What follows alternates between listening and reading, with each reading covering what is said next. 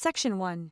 Hey guys, tonight we're going to climb quietly up into the Andes, past rows of stone terraces and gently murmuring streams, until we reach a small sunlit hut where the air smells of dust, wool, and a hint of something burned earlier for luck. Inside, there are no books, no scrolls, no alphabet, just strings, hundreds of them, dangling in careful loops, each one knotted in ways that feel oddly intentional.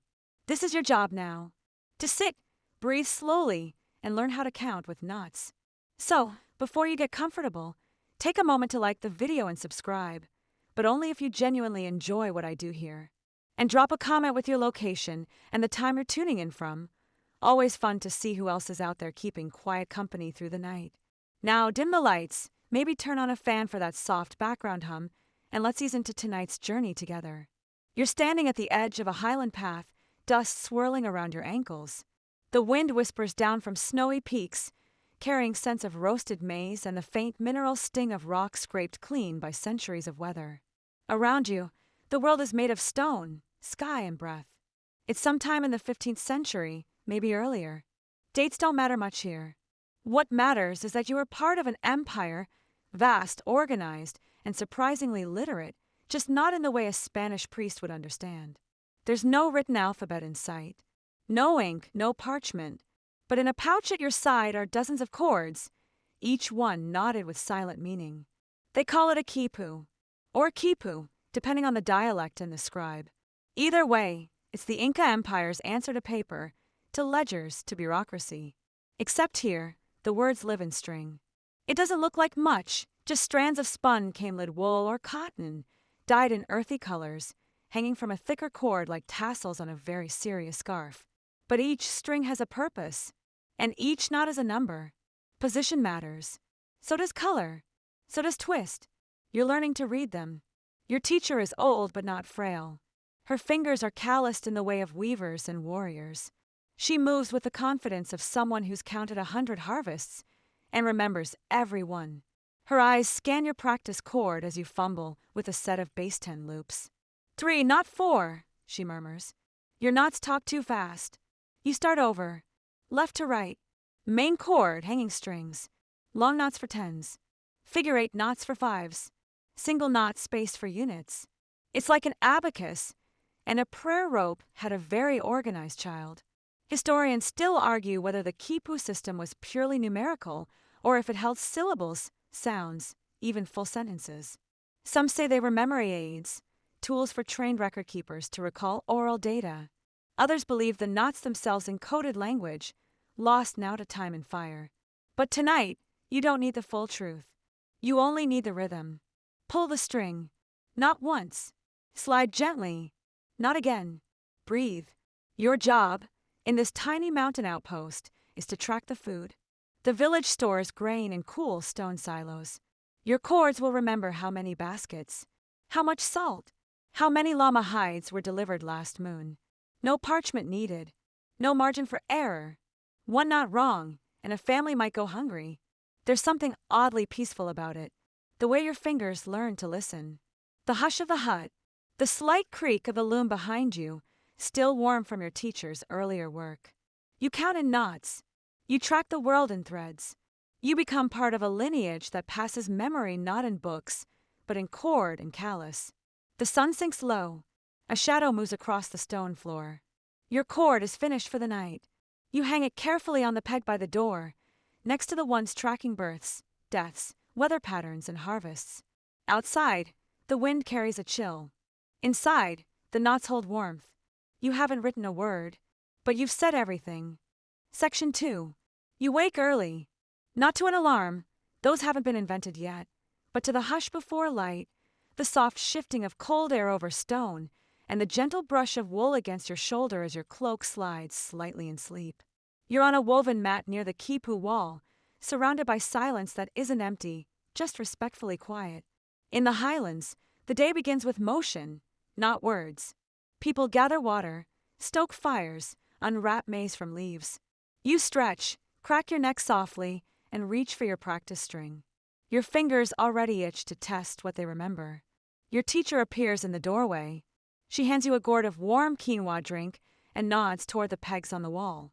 Count, she says, already chewing a coca leaf like it owes her money. This is where the work begins. You're not just learning to tie knots. You're learning to store thought. The Inca had no written language in the traditional sense, no alphabet, no script, but they weren't illiterate. Their literacy lived in chords, in a tactile archive passed hand to hand, generation to generation. A quipu is both humble and profound. It's a filing cabinet disguised as a necklace, an Excel spreadsheet made of string, a memory system designed for a world where the spoken word still ruled, but where empires needed numbers and fast. You reach for a main chord, dyed a pale golden brown, smooth and strong. Off it hang several thinner chords, each in a different hue, red, green, soft black. These are not decorations. Each color means something. Red is often used for soldiers or tribute. Green might mean corn, or it might mean good, or north, or don't forget this. Historians still argue whether quipu color coding was standardized or localized. Some researchers suggest there was a universal system across the empire. Others argue that meaning depended on region, context, or even the mood of the Quipukamaic, the knot master. In truth, it was likely both structured and flexible, much like language itself. Your fingers work slowly. The main chord is your sentence. The pendant chords are your clauses. Each knot is a letter in a very polite argument with the universe. There are 3 types of knots. Simple overhand knots for units. Long knots, strings with loops stacked together, for multiples of 10. And the figure-8 knot, often used for fives, a kind of numerical grace note. It sounds complicated, but it isn't. Not once you stop thinking in paper and start thinking in thread. You're not adding ink to a page. You're shaping space. The quipu lets you feel numbers. It invites memory to live in your fingertips, not your eyes. Your teacher hands you a dusty pouch filled with small stones. Count them, she says, dropping them into a wooden bowl. Use your string. No errors. You begin. 1 stone, 1 knot. Then 10. You group by 5, tie by 10. Color for content. Spacing for clarity. You finish with 43 stones and a perfect chord. Your hands ache. Your teacher squints, then nods. Still too slow, she says, but her mouth twitches into what might be a smile. Elsewhere in the empire, others are doing the same. On mountaintops, in jungle outposts, along the empire's spine, traders, tax collectors, storehouse keepers, all with their own bundles of knots, all keeping the empire alive 1 loop at a time. Some quipus are simple. Some are vast. Hundreds of chords, thousands of knots, a whole census wound into a tangle of wool. And all without writing a single word. You place your chord next to yesterday's. Already, the wall is beginning to resemble something bigger. A woven diary, a knotted record of the village's heartbeat. Outside, the light shifts. A new day has begun. And thanks to your knots, the empire knows it. Section 3. The sun is higher now, lighting the valley in long golden bands, and you're walking the worn trail from your village to the next, a leather pouch slung across your back. Inside, a freshly knotted quipu. It swings gently as you walk, the cords brushing your side like a particularly well-organized octopus. You don't carry a letter. You carry information, the kind that hums beneath the surface of trade and tribute and winter preparation. This is the life of a messenger, or more precisely, a chasga. Chasquis were the long-distance runners of the Inca Empire, tasked with carrying messages, goods, and often, quipus between far-flung corners of a mountainous kingdom that stretched for thousands of miles. They worked in relays, each stationed about a league apart in Tampus, small way stations built for rest, resupply, and the sacred exchange of sweaty responsibility. You're not running today. This is training, but you're learning to do something equally impressive. Read the quipu as you walk. See, carrying a quipu wasn't just about delivery. Often, you were expected to explain what it meant. The knot patterns, the colors, the way the cords hung, these were cues for the memory trained. If someone asked you what tribute the next village owed, you wouldn't hand over a scroll. You'd hold up a looped string and say, 10 baskets of maize. For llama hides. 1 apprentice healer, to be trained and returned. Not everyone could read a quipu, but those who could, they were the empire's human hard drives, quiet, steady, utterly vital. Historians still argue whether the Chaskies themselves were trained in not literacy, or if they simply delivered the chords to the nearest Quipikamaic. Some say it varied by region. Others suggest many learned a form of shorthand, able to recall the essentials even if they couldn't interpret every twist. You stop by a stone bench on the path and unroll your cord. This one's a training set. 5 pendant strings, each a different color. Your teacher says today you're tracking livestock movements. Red for llamas, black for alpacas, yellow for guinea pigs. You glance at the knots, 2 long loops, a triple twist, a space, then a cluster of singles. It means 30 llamas transferred. For remain, expect 10 more next moon. You say it aloud, twice. Commit the numbers to your mind. Then roll the cord back up and tuck it away. This, too, is a form of learning. Not silent, but rhythmic. Repetitive. You speak what the knots say, reinforcing meaning through sound, not ink. And all the while you walk. The air here is thin, but not unfriendly. Every breath feels earned. The mountains rise around you like benevolent judges. You pass shrines, small cairns stacked with offerings, coca leaves, polished stones, tiny woven dolls. You leave a thread behind, out of habit and respect. The empire pulses quietly beneath your feet, roads that stretch like veins across the land, carrying knowledge in cord and memory. It's easy to think of writing as the only way to preserve a culture. But here, in your calloused fingers and the strings tucked against your ribs, is proof that memory doesn't need ink. It needs rhythm, repetition, trust, the kind you're learning now. The kind that says, if I count it and I tie it and I remember it, it is real. And it will stay. Section 4. The first time you hold a real quipu, one used, not just practiced, it feels heavier than expected. Not in weight. The strings are soft, made from spun alpaca wool and dyed with plant-based pigments. They smell faintly of smoke and dust and the patient hands of a person who spent hours coaxing meaning into fiber. No, the weight is elsewhere. In the knots, in the numbers, in the quiet knowledge that this cord has traveled more miles than you've walked and holds more memory than you could guess. You're 10 years old. The village Quipikamaic, the keeper of cords, has finally let you handle one of the real ones. Not just your own loops of training thread, but a proper, work-worn piece of statecraft. It's not a fancy quipu. No golden tassels, no ceremonial flair. It's a ledger of grain. But to you, it feels like a miracle. You sit cross-legged on a woven mat, squinting in the slanting light as the elder leans close, her voice like a rustle of wind through reed roofs. Don't read with your eyes, she murmurs. Read with your fingers. So you do. Each chord speaks in texture. A bump here, a twist there. The distance between knots matters. So does the direction of the ply. Some chords spiral left, others right. Your fingertips learn to feel numbers like musicians learn notes. Not abstractly, but intimately. Historians still debate whether children were systematically trained in quipu reading, or if it was limited to a specialist caste. Most agree that while many could use basic chords, only the most gifted, or trusted, were taught to tie and interpret the complex ones. You're not sure yet which group you belong to, but you know the chords make sense. Each color has meaning. White for potatoes, orange for maize, blue-gray for salt. You memorize the pattern as you go, 10 baskets of maize from the high fields. For from the terraces, a string of zeros tied neatly to mark, none from the western slope, flooded again this year. You recite it softly, then again, with your eyes shut. Your teacher nods. Your mouth remembers. Good. But next time, don't speak at all. Let the hands know first. Later that night, you lie awake on a reed mat, the practiced weight of the chords still echoing in your palms. You dream not of warriors or gods, but of strings, long and endless and woven into stories only you can read. You wake before dawn and sneak to your practice chord. Fingers only. No speaking.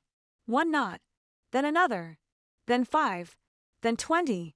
You aren't counting anymore. You're remembering. And that, your teacher tells you, when she finds you still working at breakfast, is how it begins. Section 5. It's nearly noon, and the sky is so blue it feels like a promise. You're sitting in a shaded corner of the village square, your hands dusty with string fiber and dye, and you're thinking, Not for the first time, about the question no one here really asks. Why don't we write things down? You know of writing, of course. You've heard the wandering traders speak of painted bark scrolls from the jungle, of scratching symbols into clay in far-off deserts. Even some of the coastal peoples use symbols. But here, high in the mountains, there are no scrolls, no clay tablets, no alphabets. There are chords, there are knots, and that's enough. In the Inca world, knowledge doesn't live on a page. It lives in people and in textiles. Weaving is its own language.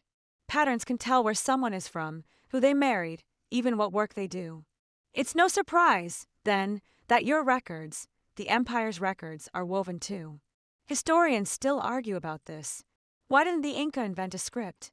Some say they didn't need one, the quipu was good enough. Others suggest that maybe they did have a writing system, embedded in the chords, and we just haven't learned to read it yet. But here, under the slow turn of the sun, the answer feels simpler. They didn't want to write on paper. They wanted to hold memory. You run your fingers down the edge of your new chord. It's a household record, food in, food out. Trade made, gifts given, things not to be forgotten. There's a softness to it, the kind of softness that paper can't hold. It feels lived in, trusted, and the truth is, paper wouldn't survive here anyway.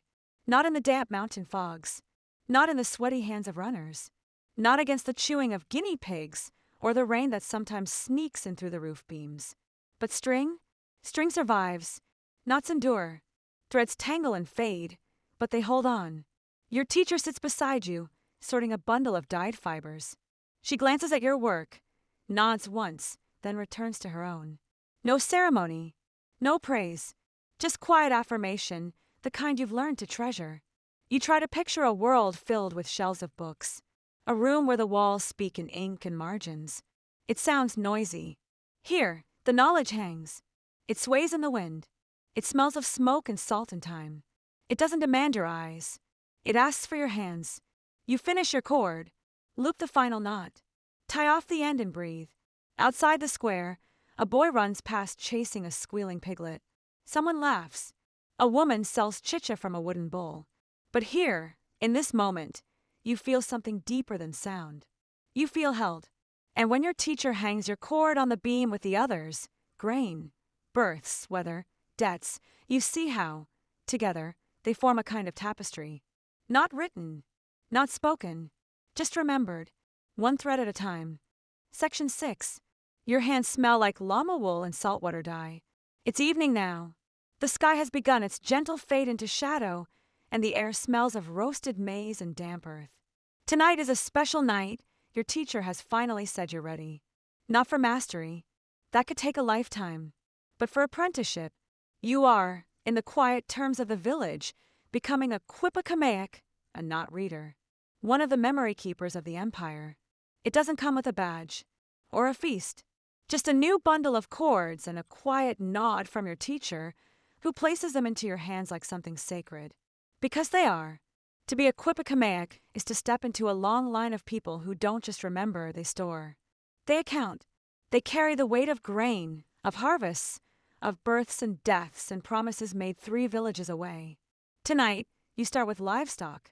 You sit cross-legged in the string house, so named not for grandeur, but for its contents. Dozens of cords hang along the walls, swaying gently in the mountain wind that creeps under the door. The fire crackles softly. Your teacher pulls out a thick quipu, dark cords, low-hanging, dense with knot clusters. This is the animal ledger. It hums with numbers. She points. You'll check the count, she says. Then you'll update it, one string at a time. The knots are complex. Multiples of 10, spaced precisely. Figure 8 knots for 5s, looped long knots stacked for higher digits. You recognize some colors.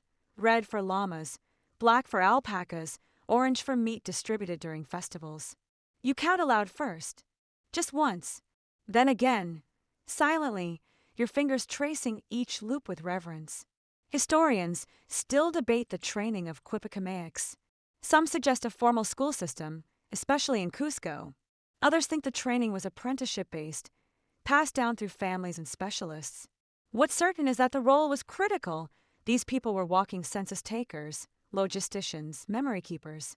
Without them, the empire would have unraveled like a cord too tightly spun. You knot your updates carefully. A new string, added to the main cord, yellow for a promised pair of guinea pigs. 3 long knots, 1 single.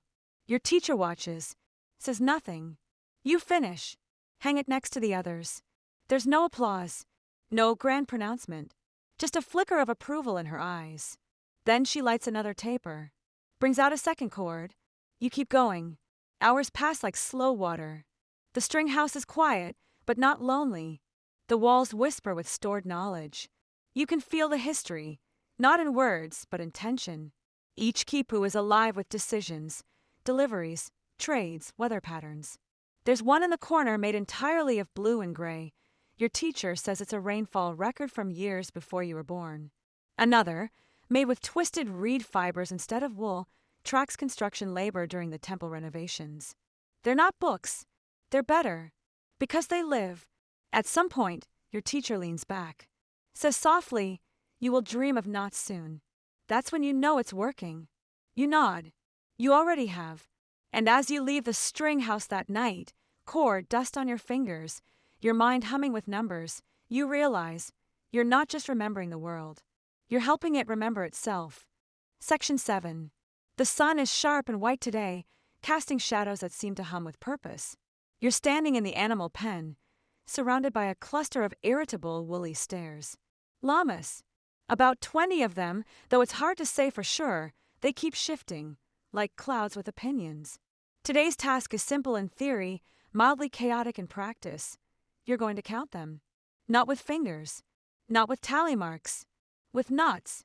You take out your cord, soft brown wool, supple from use. You've dyed it yourself. Boiled walnut husks and crushed cochineal insects yielded this precise tone. It's not ceremonial, just functional. But in your hands, it feels like a tool and a companion. Your teacher watches from a low stone wall, chewing a maize kernel and saying nothing. Llama counting is one of those rites of passage that must be done alone, preferably while being stared at by 20 chewing witnesses. You begin. For each animal that moves past the marker stone, you slide a pebble into a bowl. Tempebles, ten moviments. Then, when all are in, you tie 10 knots, a long knot with 2 loops. That's 20. Add a single for the straggler with the bent ear. 21. The cord now speaks. Today we counted 21 llamas. These belong to the temple herd. They eat from the south pasture. They are due to be sheared next moon. Not all of that is in the string, of course. The string says 21. The rest lives in your memory, tied to that number, that color, that feel.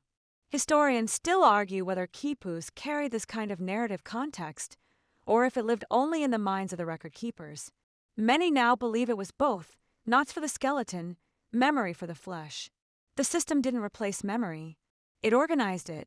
You knot carefully, space the cords, add a tag, red thread, to denote livestock.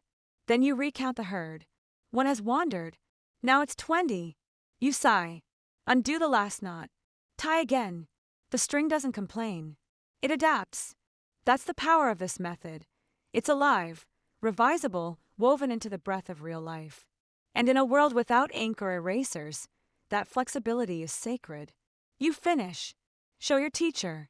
She inspects the knots, grunts her approval, and adds your cord to the growing bundle on her belt. That's how empires stay fed, she mutters. 1 llama at a time. Later, you sit under a pepper tree, massaging your fingers. They ache, not from the knots, but from precision. Each count must be exact. Each twist, faithful. But there's something soothing in it, too. The world makes sense when it's tied up in cords. You lie back. Watch a bird trace lazy arcs overhead. The herd grazes without urgency. Your job is done. Tomorrow, you'll learn about storage rooms, about sacks of potatoes and units of labor. But today you counted llamas. And in the Inca Empire, that makes you a steward of truth. Section 8. By now, your fingers move with confidence. They don't hesitate between the long knot and the figure 8. They don't fumble the counting cord or second-guess the spacing between numerals. They've learned to speak in loops. Tonight, your teacher spreads a new quipu on the floor, one that isn't yours, one you haven't seen before. It stretches like a sunburst from a thick central cord, with dozens of thinner strings radiating outward in a rainbow of faded dyes: indigo, ochre, bone-white rust. She doesn't speak. She doesn't need to. This is your test. You settle beside it, palms on your knees, and begin to read. Not aloud, not yet, but inwardly, like a song you're trying to recall from memory. Colors first. Indigo, likely for textiles. Ochre for labor. Rust might mean tools or copper. White, perhaps, for silver or salt. Then the knots. The first chord reads 10 long loops, spaced, with 4 singles trailing below. 104, that could be textiles produced. Next string, 2 long knots, no singles. 20, days worked. Historians still debate the standardization of these meanings. Did red always mean warriors? Did black always signal death? Or did meanings shift by region, by dialect, by circumstance? Some think each Quipakamaic had their own style, a sort of signature logic.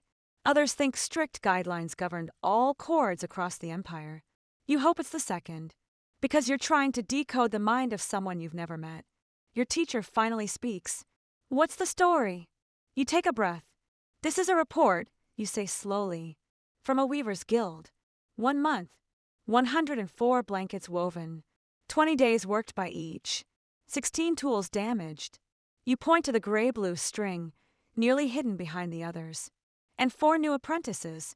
See the small knots, tied closer but distinct. She nods once. Keep going. There's a calmness in the reading, a rhythm. Each knot is a syllable, each color a tone. Together, they make not just numbers, but texture. This is not a report. It's a life. A month of hands weaving. Days counted in thread. Apprentices learning under a roof that leaks when the fog rolls in. A loom that squeaks but still sings. You place the cord aside and whisper. They worked hard. Your teacher, unusually gentle, replies. They always do. Later that night, you write nothing down. You just sit beneath a thatched roof, sipping warm maize broth, your hands still tingling from the strings. And you think about how much a knot can hold. Section 9. The path winds downward in tight switchbacks, the kind that make your knees whisper complaints after only a few turns. But you keep walking. Today, you're not delivering a chord, you're collecting one. You're headed to a smaller village, nestled in the belly of a green ravine. It's a place where the air smells like damp clay and roasted roots, and where the people speak softly, as if not to startle the mountain itself. This is where the messengers live, not Quipakamaics like you, who read and tie the cords, but the Chaskies, the runners, the breathers of trail dust, the ones who carry empire in their calves. You've met many Chaskies before, but today is special. You're going to watch one train with the cord. The man you're here to see is younger than you expected, barely 20, with legs like braided rope and a laugh that doesn't ask permission. He's preparing for a test run, 2 leagues uphill, in less than 30 minutes, while memorizing a full livestock ledger knotted in triple chords. No writing, no stops, just recall and motion. You ask, why not just read it at the end? He shrugs. What if the knot gets wet, or cut, or stolen by a hawk? You blink. Has that happened?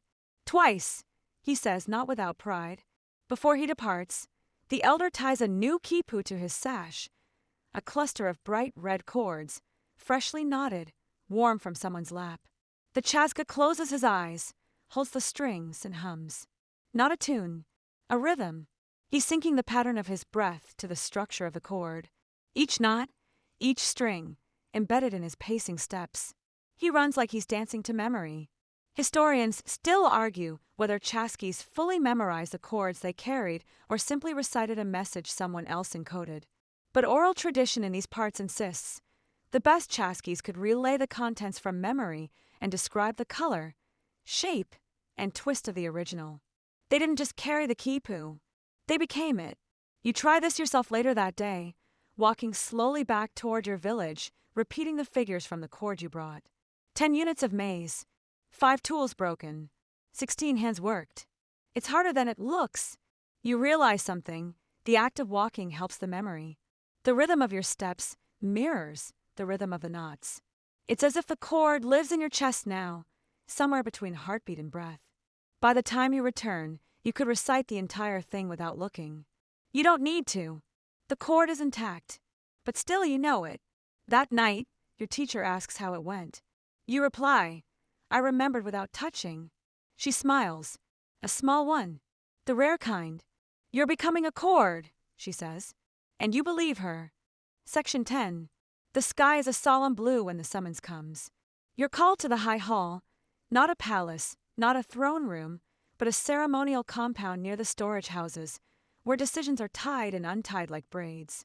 The runners arrived at dawn, their feet powdered with distance, their tunics striped with rank. You are to assist in reading a quipu from Cusco. You've never touched a cord from the imperial center before. This one is sacred. The messenger carries it draped over both arms like a sleeping child. Its main cord is thick, tightly spun, dyed a deep maroon. From it hang over 80 pendant strings in varying shades: gold, green, charcoal, bone white, rich indigo. It looks less like a tool and more like a storm of thought suspended in wool. The room hushes as the elder Quipacameac, an older man with a cataract in one eye and knuckles like roots, begins to unroll it. This is not a local census, not a food ledger. This is a state-level quipu. An edict, a directive, perhaps even a warning. You've heard of such cords before, so complex that only trained imperial scribes can interpret them fully. But today, you are being asked to help, not because you are the most experienced, but because you've learned to listen. You sit across from the elder. He touches the cords with reverence, then begins to call out numbers and colors. You echo them. He waits. You describe spacing, twist direction, not tightness. Together, you build the message back from wool to meaning. It takes over an hour. At the end, the meaning becomes clear, a redistribution of labor. Your village must send 12 more workers to the next province. For road repairs, 8 for the new terraces. Compensation will arrive in cloth and maize. A seasonal exchange, not a punishment, but one that must be tracked carefully. You retie the message onto your own practice cord, a small version, and hand it to the local steward. He nods, already planning how to assign the labor without stirring gossip. Historians still debate how such high-level quipus were constructed, whether a single scribe tied the entire piece or if they were woven collaboratively like a symphony played by many hands. Some believe these cords held far more than numbers, intentions, hierarchies, maybe even speech encoded in sequence. You believe it, too, because the cord you helped read felt deliberate. Not just data, but tone. A decision wrapped in texture. When the session ends, the elder Quipacameac rolls the cord carefully and places it back in the messenger's satchel. You watch it disappear, wondering when, if, you'll ever see another like it. That night, your teacher says only this: empires don't last because of swords. They last because of memory. You sit with your cord across your lap, fingers idly retesting the knots. You've counted llamas, tracked maize, memorized rain. But this was the voice of a center. And you understood it. Section 11. You're back in the string house, but your thoughts are far from grain counts and labor quotas. They're circling a question that's crept into your mind ever since you touched the imperial quipu. Were those knots more than numbers? You've heard the whispers, heard the old ones mutter about cords that held stories, not just statistics. That some knots told of battles, births, even betrayals. That hidden in the sequence of colors, the spacing of chords, the tension in the twist, there was language. Not numbers, not memory aids, words. You bring this up with your teacher, half expecting a laugh. But she doesn't laugh. She doesn't smile either. She just reaches behind a woven mat and pulls out a cord you've never seen. It's old. The wool is dry and pale, as if it's been waiting too long to be touched. It smells faintly of fire. Its cords hang loosely from the main strand, but there's something strange. No counting sequence. No clear pattern of units. Just rhythm. Your teacher hands it to you. No totals, she says. This one speaks in ideas. You run your fingers along it. There are clusters of knots, some large, some small. But their arrangement doesn't fit the usual numerical logic. They rise and fall like a sentence. Pause and continue. There's color here too. Soft yellow next to sea green, followed by bone white, then 2 black strings, each looped but not tied. What does it say? You whisper. She shakes her head. I never knew. It came from the coast. from a place that burned. No one survived who could read it. Historians still argue whether quipus encoded full language, syllables, words, grammar. Some believe they were mnemonic tools used alongside oral storytelling. Others think they may have contained a lost script, now indecipherable because the last true readers were silenced during conquest. You study the old quipu for hours. It doesn't yield its secrets, but it feels like language. It pulses with intention. You can't explain it. You just know. There's a difference between a knot that counts and a knot that means. You tie your own version later, a replica, but with guesses. You try to recreate the rhythm just to feel how it moves. You fail, of course, but the attempt brings something new, wonder. This is no longer just a record-keeping tool. It might be a forgotten alphabet, a poem woven into string, a sentence that can no longer be spoken aloud, but still hums beneath your fingertips like a sleeping drum. You tuck the old chord gently back where it was hidden, and for the first time since your training began, you do not want to read a quipu. You want to listen to it. Section 12. The smell hits you before you even reach the courtyard. Sweet rot, wool smoke, and dried guinea pig. That, and the faint mineral tang of crushed limestone. Today, the tax collector has arrived. He's not what you expected. Shorter, softer, with a voice like dry leaves and a braid so long it brushes his belt. But his presence carries weight. Everyone stands a little straighter. Even your teacher smooths her tunic. He comes with an entourage, 2 scribes, a porter, and a messenger with legs like carved yucca root. They carry nothing but cords, dozens of them. This, you realize, is the state's memory. He sits near the grain bins and unfurls his master quipu. Its massive, main cord thicker than your thumb, with pendant cords reaching nearly to the ground. Every string speaks of expectations. How much may each household owes? How many workdays must be offered to the road crews? How many sons should present themselves for training next moon? And beside it hangs another cord, this one newer, blank, eager. It will record what's actually been given. This is your job today. You kneel beside the collector. He dictates. You nod. 4 sacks from house 2. 1 broken. Count 3. You record. Red cord, maize. 3 long knots. Done. House 6 owes fish, not grain. Add their contribution, separately. You adjust the cord, knotting a pendant to show an exception. Twist direction leftward, alternate goods. It's a dance of detail. Color, length, spin, sequence. Historians still debate how exact these systems were, whether they captured every nuance, every debt, every delivery. But even the Spanish, upon first seeing them, admitted grudging admiration. The Inca kept better records with strings than many Europeans did with ink. The tax collector asks for last year's cords. Your teacher brings them. He cross-references them by feel. Finger on string. Knot. Spacing. Tension. Same family. Same output, he says. But 2 fewer blankets. Why? You're startled by how quickly he caught it. Your teacher replies calmly, the oldest daughter married out. She wove. The knot is noted. The record updated. The empire shifts by a thread. By evening, the new cord is complete. It holds a full record of your village's tribute. Accurate, fair, and unambiguous. No parchment. No seal. Just wool, memory, and trust. You're tired.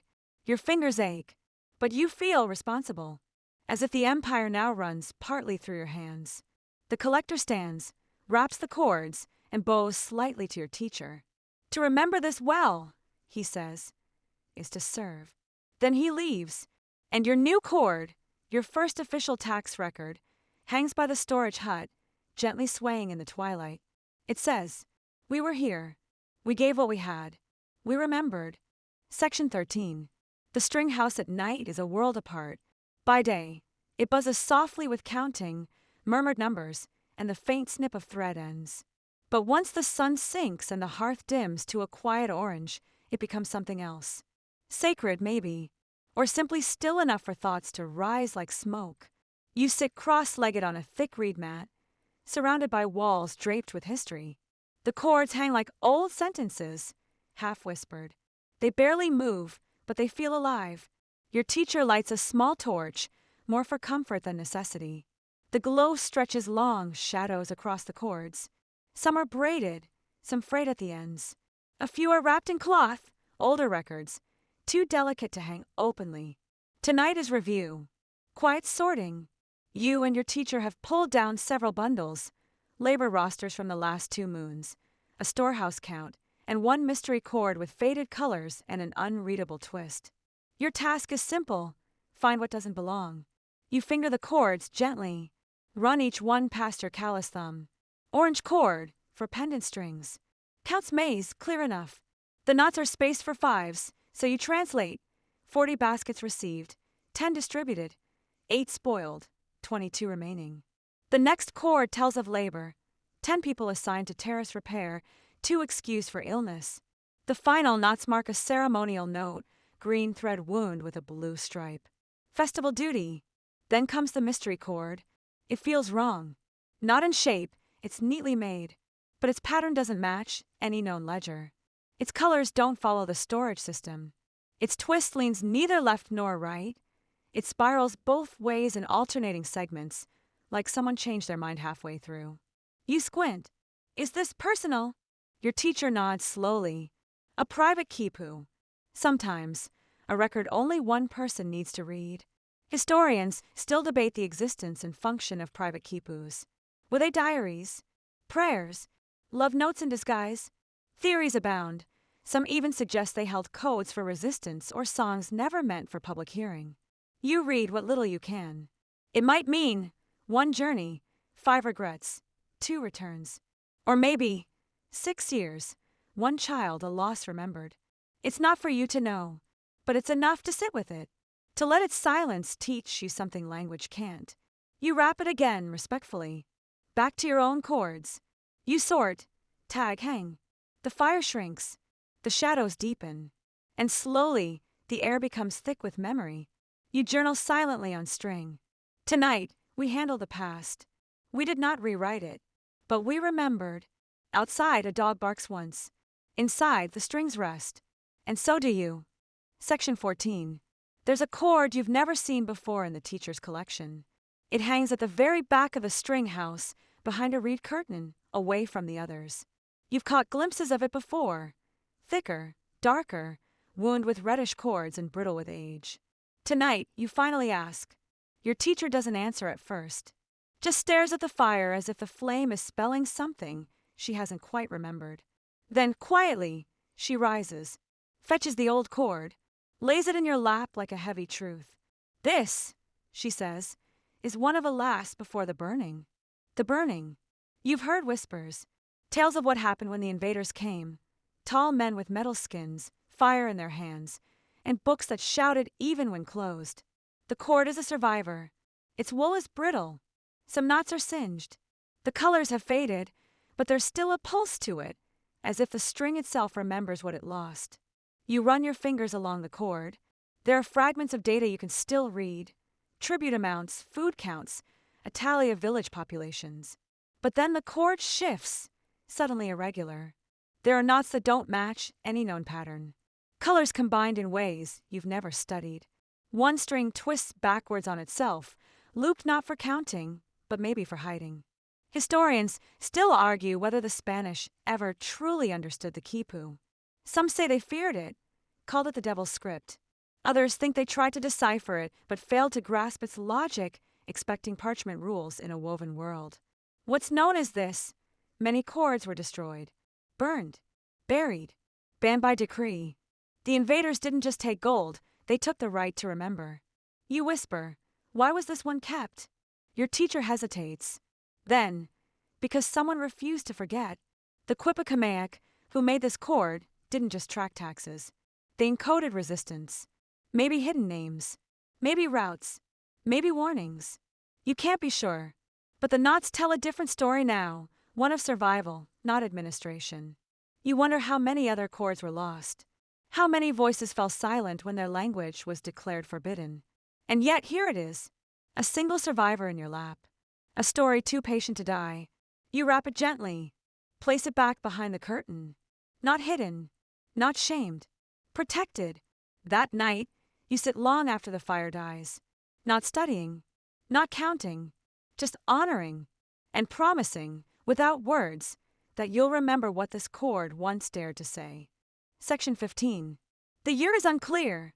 Somewhere in the early decades after the empire fell quiet, after the runners stopped, after the cords were deemed uncivilized. You're no longer in the highlands. You're deep in the valleys now, following history's quieter trails. This section of the story doesn't belong to you. It belongs to those who tried to translate the quipus long after their makers were silenced. Enter the Spaniards. They arrived expecting gold. Found it. Then expected scrolls. Found none. What they found instead were loops of colored string hanging in homes, in granaries, even in temples. At first, they laughed. Then they got suspicious. Some called the cords pagan. Others feared them as devilish trickery, evidence of sorcery or sedition. Priests, especially, saw danger.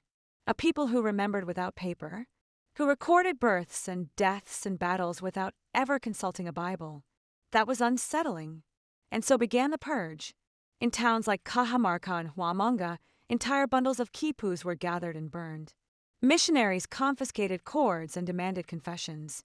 The few surviving Quipicameacs were interrogated. Some were tortured, others simply vanished. Historians still argue how much the Spaniards understood. Some try to study the cords earnestly. A Jesuit named Blas Valera insisted the quipus contained not just numbers but prayers, encoded Christianity from before the Spaniards even arrived. His manuscripts later vanished under suspicious circumstances. Others wrote manuals. How to read the Indios knots, texts that got the basics wrong but still tried. Some governors even kept quipus in their archives, recognizing them as useful, just not respectable. You sit now in the dim corner of a colonial museum, watching as a Spanish friar struggles to read a confiscated quipu. He handles it like a puzzle, not a memory. He counts, records, shrugs. He does not feel. And so the cords fall silent, not because they stopped working, but because no one could hear them anymore. You imagine the Quipicameac who made that cord. Maybe it was meant to track food, or mourn the dead, or encode a song, and now it's pinned to a wall, labeled object. You want to scream, but instead, you whisper the numbers aloud. You remember them, because remembering now is resistance. The cords were not destroyed entirely. Some were hidden, buried, woven into garments, passed off as decorations. Over 700 survive today in museums and private collections. They wait, quietly, patiently, for someone to listen properly. You promise, as you walk past the friar and his ink-stained notes, that you'll try. Not just to preserve the cords, but to preserve their silence, too, the kind of silence that holds meaning instead of fear. Section 16. You're not in the mountains anymore. You're in a darkened church, somewhere low and humid, where the walls drip with incense smoke and the air tastes faintly of ash and old paint. The floor beneath your feet creaks, not like reed mats, but like tired conscience.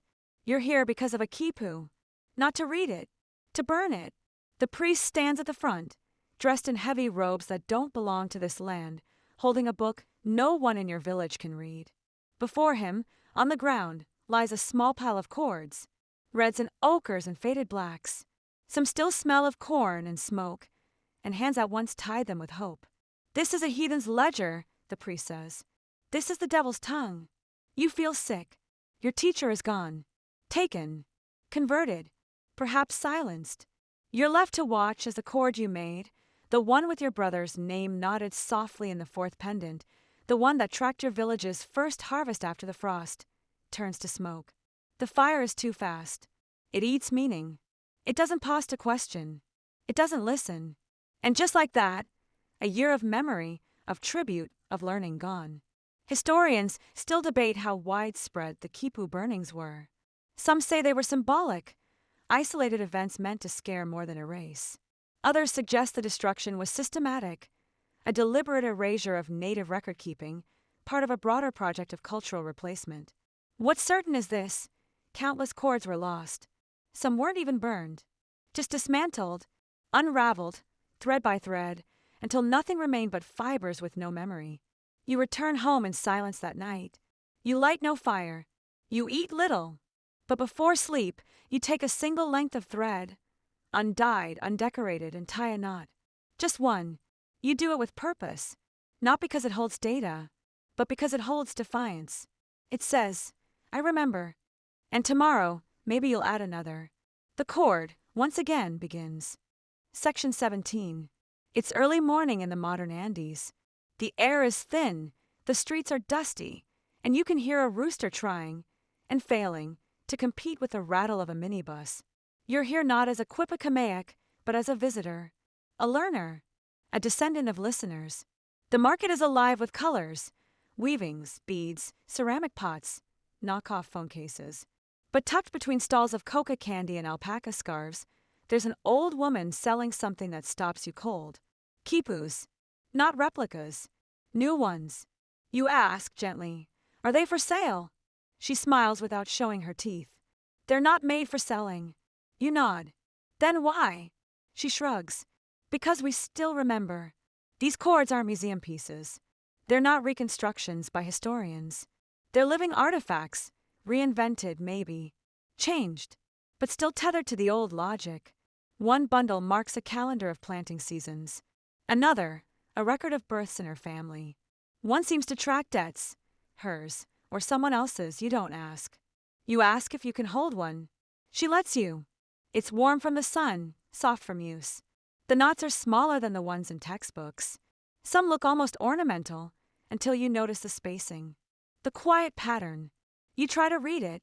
You fail. She watches you with a mix of amusement and sadness. The language is gone, she says, but the feeling stays. Historians still debate whether these surviving quipus are genuine continuations or modern reinventions. But standing here, you know it doesn't matter. The point isn't purity. It's persistence. This isn't nostalgia. It's an act of quiet rebellion, a refusal to forget.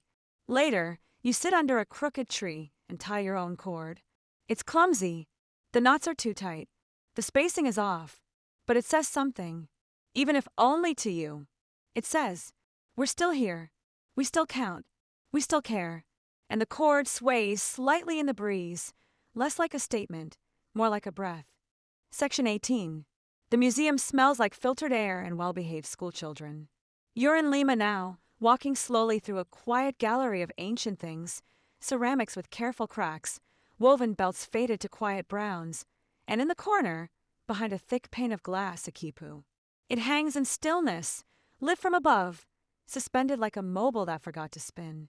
There's a plaque beside it with words that feel like guesses, likely agricultural, 15th to 16th century, possibly from the region of Vilcabamba. You step closer. It's shorter than you expected. The chords don't trail dramatically to the floor. They hover, looped gently, like thoughts paused mid-sentence. You imagine it. Someone, hundreds of years ago, holding these very strings in calloused fingers, tying each knot with care. Not to impress, not for display, but because it mattered, because they needed the world to be counted, to be known, to be held. You press your fingertips against the glass. Not hard, just enough to feel the distance. It's strange, isn't it? That this was once a tool, and now it's a symbol. That something so practical, so vital, can end up on velvet, watched but no longer read. Historians still argue how best to present quipus. As art, as math, as language. The truth is, they defy categories. They don't speak at us, they ask us to remember how to listen.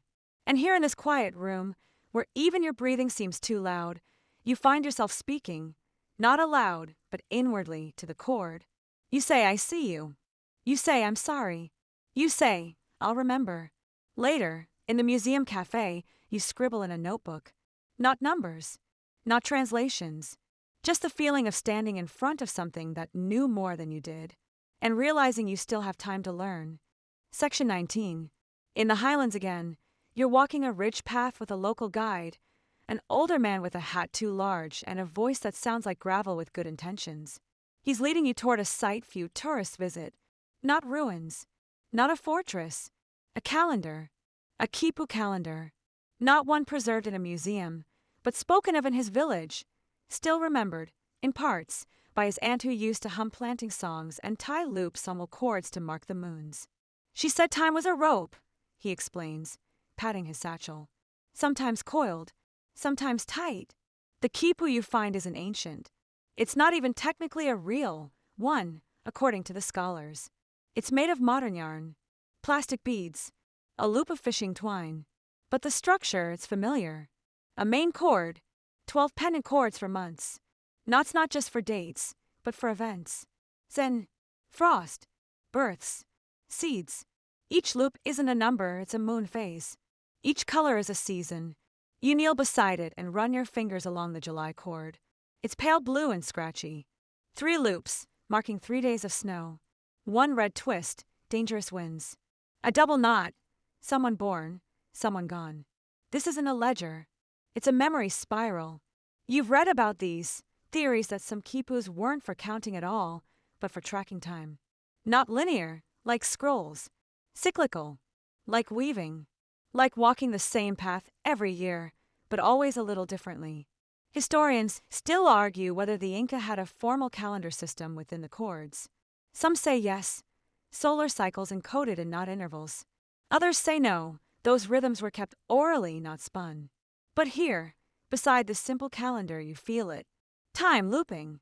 Not just forward, not just back, but inward, like breath, like story. That night, you tie your own calendar. 1 knot for today, 1 for the cold wind, 1 for the feeling that something forgotten just brushed past your shoulder, smiling. You loop it around your wrist twice. Time isn't something to chase. It's something to wear. Section 20. You're sitting in the village square, mid-morning, watching a child learn with her hands. She's maybe 6, maybe 7, hair tied in mismatched braids, her tiny fingers twisted around a length of bright cord. Her grandmother sits beside her, murmuring instructions in Quechua. The child ties, unties, ties again, frustrated, focused, then suddenly beaming. She's not learning numbers. Not really. She's learning to feel them. This is what strikes you. There's no chalkboard, no scroll, no worksheet. Just cord, color, repetition, touch, tactile learning. And in the Andean world, that's not just how you learn math. It's how you learn everything. The quipu wasn't just a memory tool, it was a sensory bridge, a way to turn abstract ideas into muscle memory. Fingers became fluent long before pens existed. Learning was full body, not just in the head. Historians still marvel at this.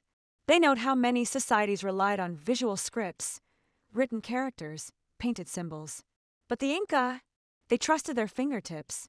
Some researchers suggest that quipu users may have developed enhanced spatial memory, pattern recognition, even a tactile vocabulary, unspoken but deeply understood. You watch the child tie a series of tiny loops, then declare, proudly, 7 potatoes. Her grandmother laughs. You dropped 1. Try again. She doesn't pout. She starts over, knot by knot, counting not out loud but in motion. You think about how different learning would be if we felt more than we memorized. If education wasn't just eyes and ears, but fingertips and texture and breath. Later, the child hands you her cord. For you, she says. To learn with. You smile. Thank her. Tie a loop of your own. You may not be 6 anymore, but your hands remember how to listen. And that night, by firelight, you run your fingers along the cord's bumps and spaces, and learn something new. Section 21. The sun is high and sharp, casting everything into the kind of clarity that's almost unkind. You're sitting alone, your back against a stone wall, your knees drawn up, and in your lap, your first solo quipu. It's modest, nothing imperial, but it's yours. You tied it, recorded it, memorized it. You're meant to present it tonight.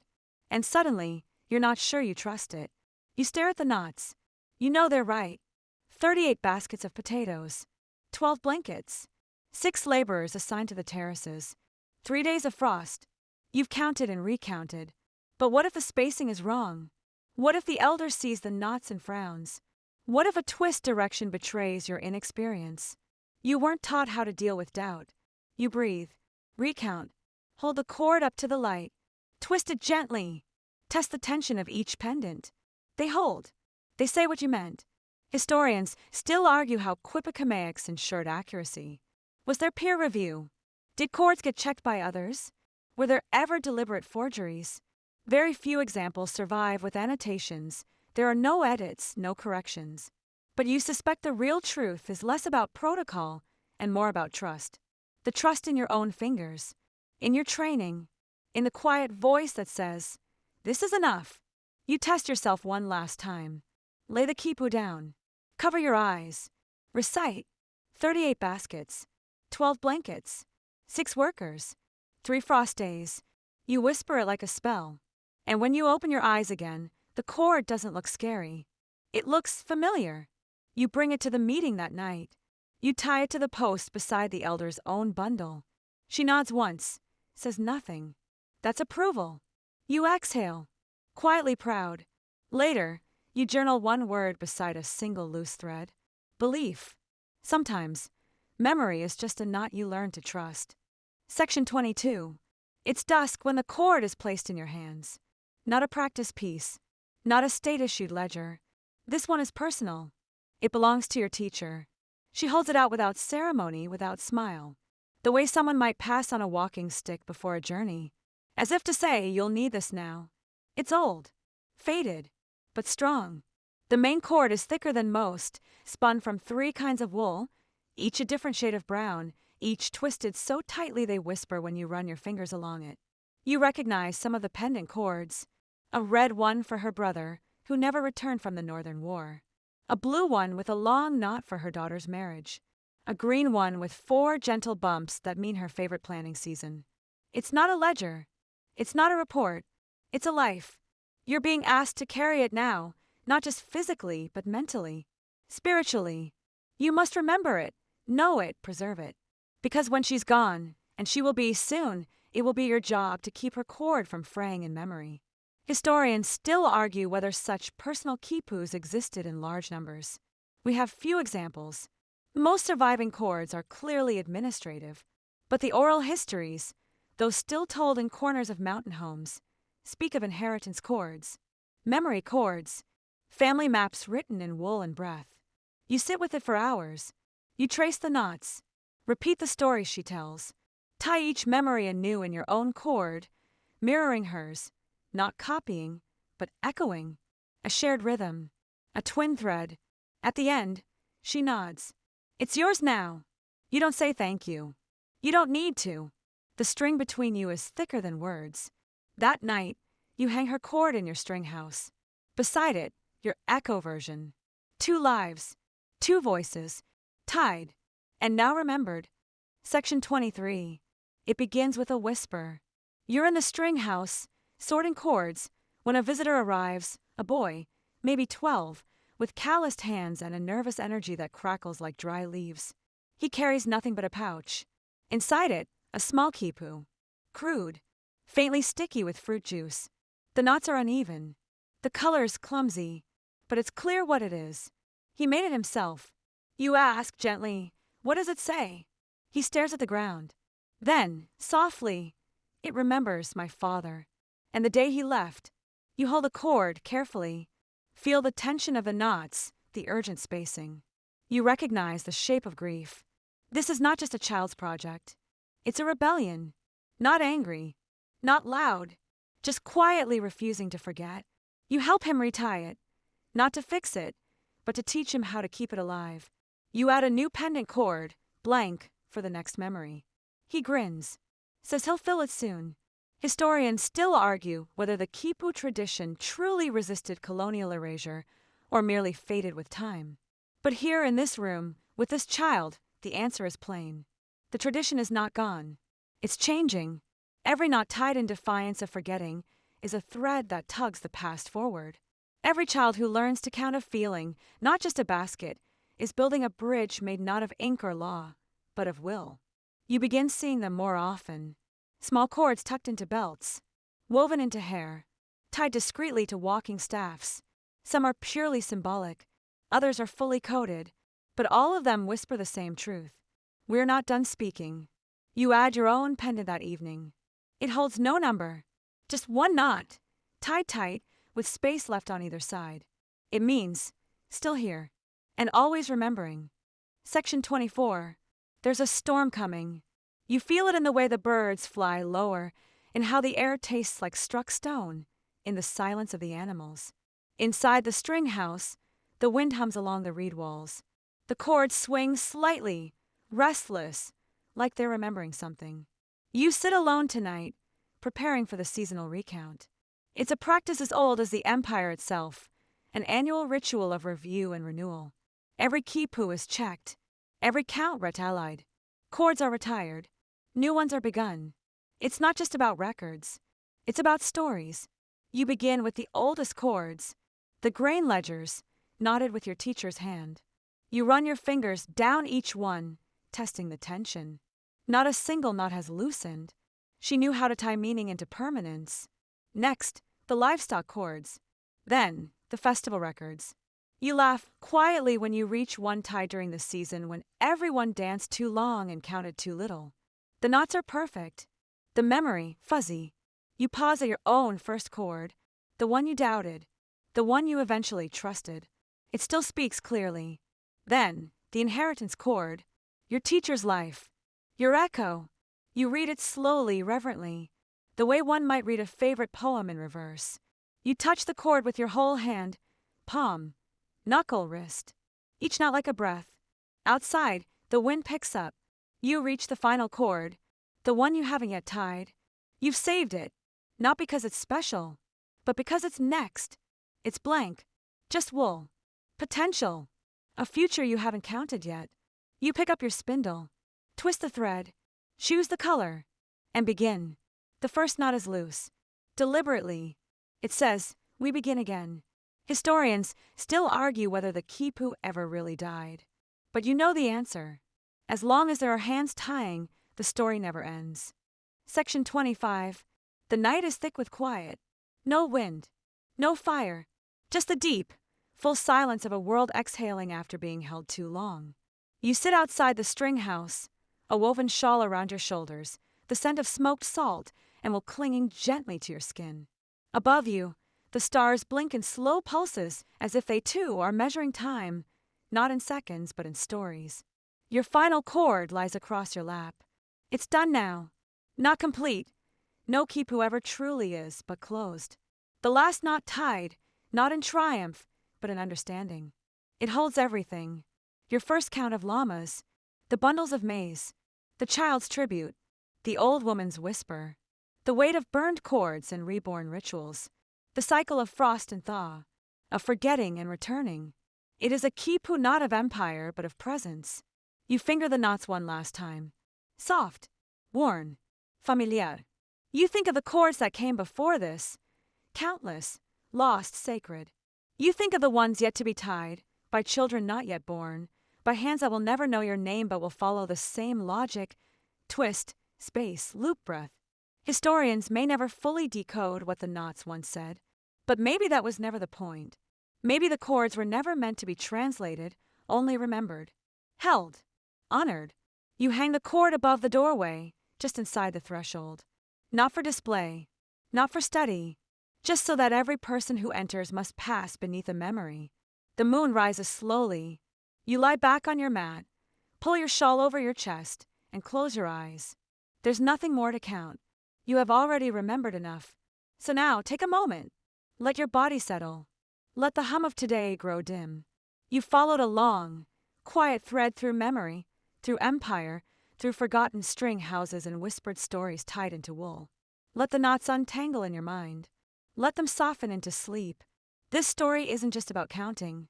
It's about remembering, gently, intentionally, with hands that care more about rhythm than precision. Feel the weight leave your shoulders. Feel your fingers uncoil. There's no need to repeat the numbers. No need to hold the whole chord in your mind. You've already done enough. If your thoughts drift, let them. If your body shifts, let it. You're not being measured here.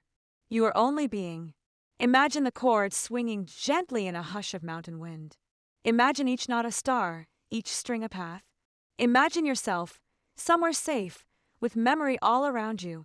Not heavy, not demanding, just there like a blanket. You are part of that thread now. You always were. So close your eyes, or let them soften. Let your breathing become your language. No more counting. Only quiet. Only rest. Only peace. Sleep well. And good night.